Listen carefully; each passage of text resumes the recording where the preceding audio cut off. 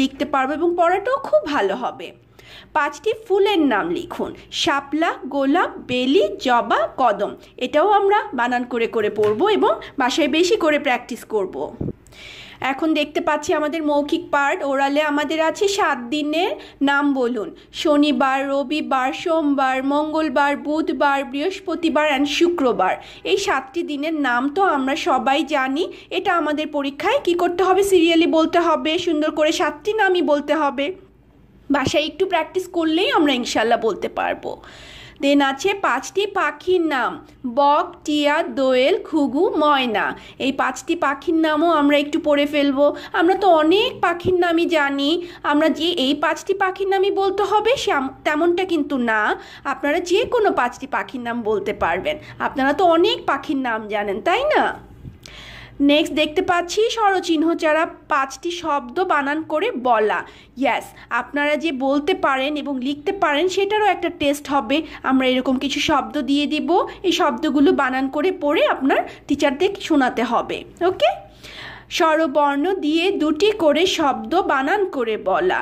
So এখানে দেখতে পাচ্ছি স্বরেয়তে অলি এবং ওশি, স্বরেয়াতে আম এবং আতা, দীর্ঘইতে ঈদ এবং ঈগল। সো আমরা স্বরবর্ণ দিয়ে 2টি করে শব্দ বানান করে পড়বো এবং মিসকে শোনাবো।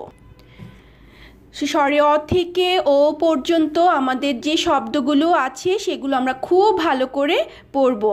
ছড়া দেখতে পাচ্ছি আমরা এখানে, সোনামণিদের বাংলা পড়া, পেজ নাম্বার 41। এখানে আমরা প্রভাতী ছড়াটা পাবো এবং মামার বাড়ি 39 নাম্বার পেজে পাবো। এই 2টা ছড়া আমরা খুব ভালো করে প্র্যাকটিস করব এবং আমরা তো জানি ছড়া বলার আগে আমাদের সালাম দিতে হবে, তারপর আমাদের ছড়ার নাম বলতে হবে, দেন আমাদের ছড়াটা শুরু করতে হবে, অ্যাট লাস্ট আমাদের কিন্তু ধন্যবাদ বলতে হবে। যখন ইংলিশ রাইমস বলবো তখন থ্যাংক ইউ বলবো, আর যখন বাংলা ছড়া বলবো তখন ধন্যবাদ বলবো।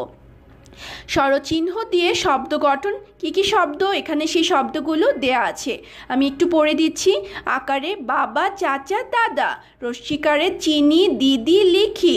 দীর্ঘিকারে তীর, নীর, গীত।